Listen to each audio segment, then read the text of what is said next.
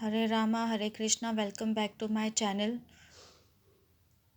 अगर आपने मेरे चैनल को सब्सक्राइब नहीं किया है तो आई रिक्वेस्ट कि आप कर लीजिए, ताकि जब भी कोई नई वीडियो अपलोड करूं आपको सबसे पहले नोटिफिकेशन मिले। और पसंद आए ये वीडियो तो इसको लाइक, सब्सक्राइब और शेयर ज़रूर कीजिएगा अपने दोस्तों में।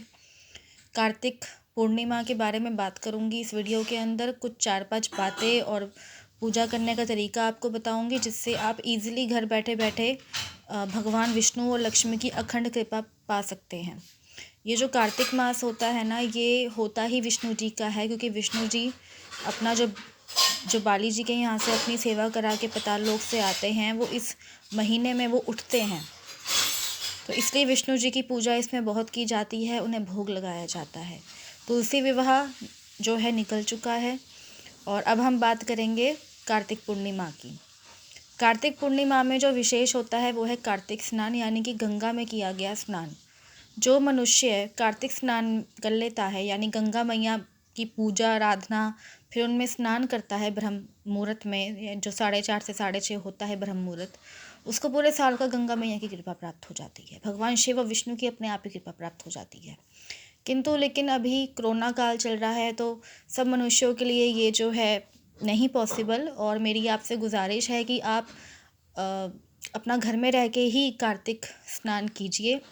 इसका उपाय ये है कि अगर जब 4:30 बजे आप उठते हैं, तो आपके पास अगर गंगा जल पड़ा हुआ हो बोतल में, तो आप थोड़े से ड्रॉप्स उसके जैसे अपनी बाल्टी में ही डाल लीजिए।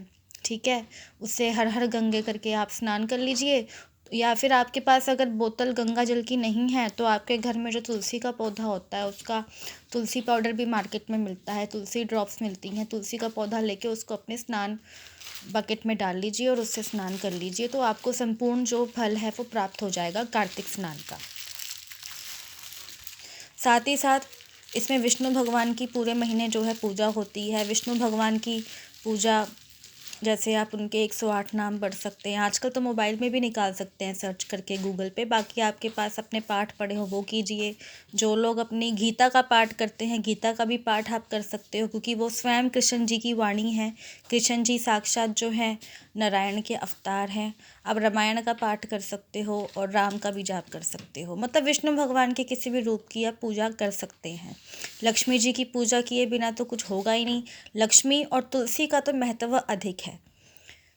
चाहे आप किसी वजह से विष्णु की पूजा कम करें, लेकिन तुलसी की पूजा ब्रह्मकाल में ही, गंगा स्नान करने के बाद जब आप ब्रह्म मुहूर्त में ही तुलसी की भी पूजा करते हैं, उसको जल देते हैं, घी का दीपक जलाते हैं और धूप बत्ती थोड़ा सा भोग दिखाते हैं, आरती करते हैं, तो अपने आप ही विष्णु जी की कृपा आपको प्राप्त हो जाती है। एक बात का ध्यान रखिएगा कि जब आप विष्णु जी या कृष्णा जी को भोग लगाएं इस कार्तिक के महीने में और कार्तिक पूर्णिमा पे भी, तो उसमें हल्का सा एक जो है तुलसी का पत्ता अवश्य रख लीजिएगा, क्योंकि उसके बगैर वो बिल्कुल भी भोग जो होता है ना वो स्वीकार नहीं करते हैं। तो कार्तिक पूर्णिमा के बारे में कुछ और भी बात मैं आपको बताती हूँ विशेष, जो ज़्यादातर जो नहीं पता होती है हमारी आम जनता को, वो ये है कि इस तिथि को त्रिपुरी पूर्णिमा भी कहा जाता है। ठीक है, इस दिन शास्त्रों की माने तो विष्णु ने अपना पहला अवतार लिया था, जिसे हम मत्स्य अवतार कहते हैं। प्रलय काल के दौरान जो था वेदों की रक्षा की, इस दौरान उन्होंने ये अवतार लिया था। और दूसरी ओर इसी दौरान भगवान शिव ने भी त्रिपुरारी नाम का एक राक्षस था, दैत्य था, उसका वध किया था, जिसकी वजह से इस तिथि को, कार्तिक पूर्णिमा की तिथि को त्रिपुरी पूर्णिमा भी कहा जाता है। ठीक है, तो ये सब बातें आपको जो हैं पता होनी चाहिए।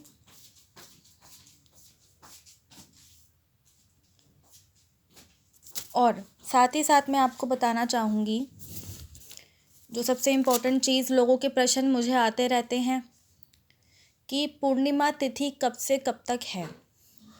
तो पूर्णिमा तिथि का जो आरंभ है वो 29 नवंबर से, यानी जो दिन संडे पड़ रहा है, रविवार पड़ रहा है, दोपहर 12:48, यानी 29 नवंबर के संडे को, रविवार को 12:48 से शुरू होगा। और पूर्णिमा तिथि का जो समापन है वो 30 नवंबर दिन, जो सोमवार है, दोपहर के 3 बजे तक है। ठीक है, तो 29 नवंबर के रविवार से दोपहर 12:48 से लेकर सोमवार के 30 नवंबर दोपहर 3 बजे तक ही रहेगा। तो इसमें आप जो है अपना जैसे 29 नवंबर से अब 12:48 पे है, तो उसी रात को आप जो है चंद्रमा को अर्घ्य दीजिए। शिव की भी पूजा करो, विष्णु की भी पूजा करो, अपने मंदिर में दीपक जलाओ और तुलसी मैया के आगे तो दीपक जलाना ही जलाना है। तुलसी मैया को, अगर आप मेरे चैनल के सब्सक्राइबर हो तो मैंने बहुत वीडियोस निकाली हैं कि अपने घर में किस स्थान पे तुलसी माँ को आपको स्थापित करना है। उत्तर पूर्व दिशा पे, यानी ईस्ट नॉर्थ ईस्ट में। आपके घर का जो नॉर्थ ईस्ट कॉर्नर होता है, उत्तर पूर्व दिशा होती है, वहीं आपका मंदिर होगा। वहीं लक्ष्मी नारायण की आप घी का दीपक जला के पूजा करेंगे, ठीक है। और जो लक्ष्मी यानी तुलसी मैया हैं, उनकी आपने जल देना है, भोग लगाना है, धूप बत्ती और घी का दीपक उनको भी दिखाएं। और फिर जो लोग व्रती हैं वो अपना जैसे सुबह उठ के पूजा पाठ करते हैं, स्नान करते हैं, भोग लगाते हैं, तो पूर्णिमा का भोग रख के या तो बच्चों में वितरण कर दो। शाम को पूजा करने के बाद नारायण की, लक्ष्मी की, उसके बाद खा लो, या फिर आप अगले दिन भी खा सकते हो। अगर आपने, कुछ लोग होते हैं निर्जला व्रत भी रख लेते हैं, तो वो अगले दिन ग्रहण कर सकते हैं। बाकी जो होगा अपने घर के बच्चों में, अपने बहू बेटों में, बेटियों में जो है वितरण कर दीजिए। तो इस तरीके से भी आप जो है पूजा करो। 108 नाम विष्णु जी के कर सकते हो, कृष्ण जी के भी कर सकते हो। आप जो घर अपने बैठे बैठे जो है विष्णु सहस्त्र नाम, जिसमें विष्णु जी के 1000 नाम दिए गए हैं, वो कर सकते हो। या फिर अगर आप चाहो तो ब्राह्मण बुलवा के सत्यनारायण की कथा भी करा सकते हो, उसका भी आपको पूर्ण फल मिलेगा। दान दक्षिणा कीजिएगा। दान इसमें जैसे ब्राह्मण को तो चावल दान होता है ना, घी, शक्कर, शहद भी दान होता है, उन्हें कपड़े दान होते हैं। कोई गरीब भी अगर आपको रास्ते में मिले तो उसे कंबल दान कीजिए, है ना, उसे भी आप थोड़ा खाना दान कर दीजिए। तो दान पुण्य का भी फल इसमें बहुत मिलता है। कोई स्त्री हो, स्त्री को भी आप जो है दान दीजिए, खाना खिलाइए, उससे भगवान विष्णु अत्यंत प्रसन्न होते हैं। तुलसी मैया का सबसे ज़्यादा विशेष महत्व, जैसे मैं बार बार कह रही हूँ, वो इतना है कि जो लोग पूजा पाठ नहीं भी करते, जो लेज़ी हैं, थोड़े से हो जाते हैं, कुछ बच्चे, यंग जनरेशन ऐसी है वो लेज़ी है, पर वो चाहती है कि हम कुछ करें, तो उसके लिए ज़्यादा कुछ नहीं है। ब्रह्म मुहूर्त में तो उठना ही उठना है आपको, वो आवश्यक है। 4:30 से 6:30 बजे के बीच में उठ के आप अपना स्नान कर लीजिए, गंगा जल डाल के या तुलसी डाल के, और तुलसी मैया के सामने दीपक जला के तुलसी की कथा या मंत्र जाप कर लीजिए। उसी से आपको बहुत पुण्य मिल जाएगा।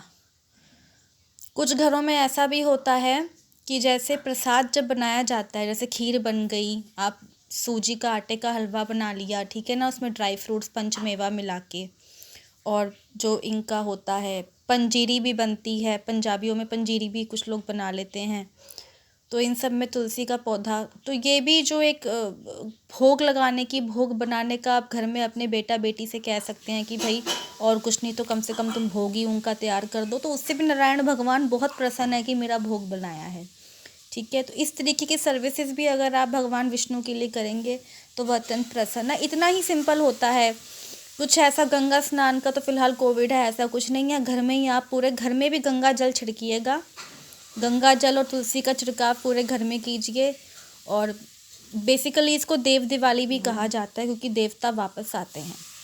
एक दिवाली तो वो होती है जब राम जी आए थे, इसको भी देव दिवाली कहा जाता है। तो कार्तिक पूर्णिमा का तो बहुत बड़ा एक चमत्कारिक है कि आपको सभी पापों से मुक्ति मिलती है। उम्मीद करती हूँ आपको मेरी वीडियो ये पसंद आई होगी।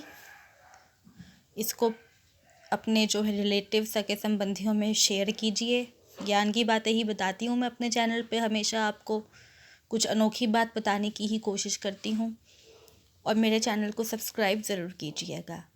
मैं उर्वशी राज आपसे अगली बार मिलूँगी एक नए टॉपिक और फैक्ट के साथ।